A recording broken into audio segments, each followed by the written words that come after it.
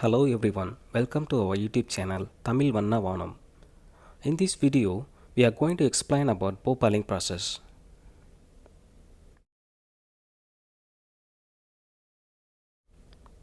Piles are structure elements that transfer the building load into the load-bearing soil.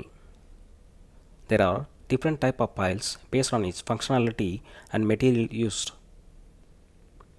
Most common types are driven piles, sheet piles, and bow piles. The piles are end-bearing or friction type.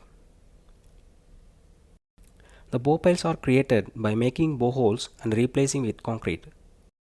Driven piles are created by displacing the surrounding soil. Piles can be any size or length with or without reinforcement. It depends on design requirement. At first, initial study on soil condition is carried out and borelog data has to be prepared. Before start with the piling process, we have to stand by with the approved construction drawings. These drawings are designed by professional structural engineering team and approved by Government Building Authority.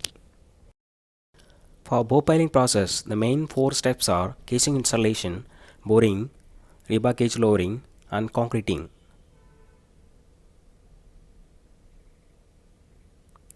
To start with, survey points are set up according to the approved survey layout plan. The hydraulic boring rig should be parked on proper stable ground to avoid any toppling. Next, the casing is driven into the ground and reboring is done using the boring buckets or augers for few meters. Even though some soil conditions do not require casing, it is still preferred in terms of safety matter.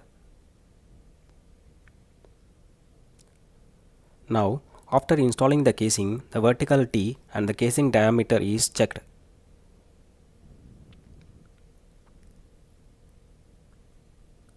Important level markings like ground level and casing top level are recorded in a paper for pile depth calculation purpose. After start boring, the soil samples are taken at every 2 to 3 meter intervals to compare the actual soil conditions.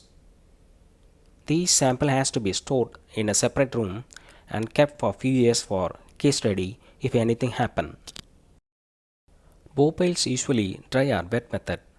If there is a lot of groundwater flow, the structural engineer chooses wet boring. If the bow piles are end bearing type, the piling base has to be embedded into strong soil or rock which has SPT and value more than 100. In this video, we are covering wet boring and embedding into old alluvium soil called OAA. Bentonite was used as a soil stabilizing liquid. At some project, polymer is used. Bentonite or polymer both will help to prevent the borehole from collapsing. A plant is set up to store and supply the bentonite slurry from boring to all the way until finish the concreting process. For bentonite application, decanter equipment is required. Once the borehole reaches the first top layer of strong soil, in this case old alluvium soil, the boring team will call the inspector to check on the depth and the collected soil sample. He will check both and will compare the nearby borelog data. Then the structural engineer will calculate the actual pile length and the required embedding into the strong soil. Next, once a required borehole final depth is reached, the inspector was called again for checking. The inspection process includes checking the final depth using the measurement tape and check on the pile toe level soil sample. The pile base cleaning was checked by pulling up and down few times using the tape. The tape usually attached with a steel plumb or rod at the end. If the base was not cleaned properly, it is advised to clean few more times using the cleaning buckets. Next step is checking on the bentonite, including pH value, density, and viscosity. Some structural engineers request additional tests like sand content test. All the test values should be within the specified range. Once the above checking is complete, the inspector will double check the depth requirement with the approved design depth tabulation and record the actual depth in the inspection form. Next, the rebar cage installation starts. A staging axis around the casing can be formed for easy installation. Each cage was connected using welding process or U-clips and additionally tied using steel wires. Plastic cover around the rebar cage is also installed before lowering down into the borehole, and it will act as a concrete cover to the bore pile. This whole process will be checked by the inspector. Crane is commonly used to hoist the rebar cages. After installing all the cages, pile base can be checked one more time for any collapse or soil settlement. Now the trimmy pipe is installed piece by piece. The pipe base should be at or slightly above the borehole base.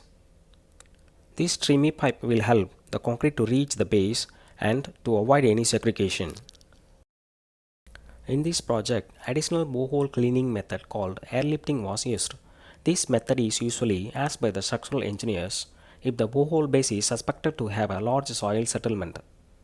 Airlifting means replacing the existing bentonite to a new one using the compressed air.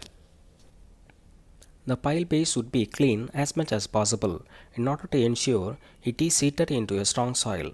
Rechecking on the bentonite and the final depth one more time is better. Before concreting process, a pond is made around the borehole to manage the concrete slurry. Next, we can proceed with the concreting. Once the approved ready-mix concrete arrives to the location, a slump test was carried out to check the workability of the concrete. The delivery order paper also double-checked to ensure the correct grade of concrete is used. This check is necessary for all the concrete trucks. Vermiculite is placed into the trimmy pipe before pouring the concrete. This vermiculite will come out slowly with a slurry after the concrete already reached the borehole top level. This will help to check whether the concrete already reached the base and evenly filled.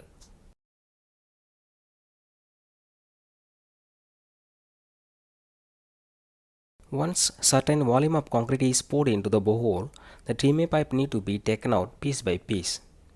It is advised to have a trimmy pipe into the concrete minimum 2 meter to avoid any segregation.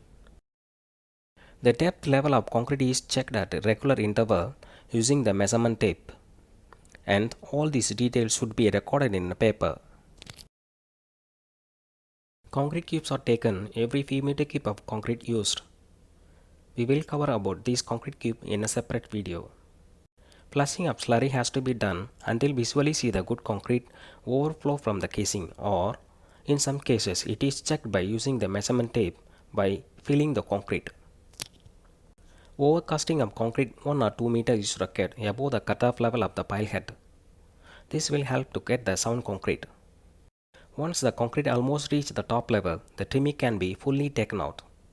Finally, the casing need to be extracted in a vertical manner to avoid any necking at the pile top level. Usually, vibro machine is used to take out the casing. All the data collected can be summarized in a paper for easy reference and claim purpose. The dry boring method is very similar to this wet boring method, in which we don't use soil stabilizing slurry like bentonite or polymer. But it is better to use a trimmy to avoid segregation of the concrete if the bore pile length is too long. All other process is still the same. Alright friends, thank you for watching this video. Please subscribe our YouTube channel. We will cover pile load test in our next video.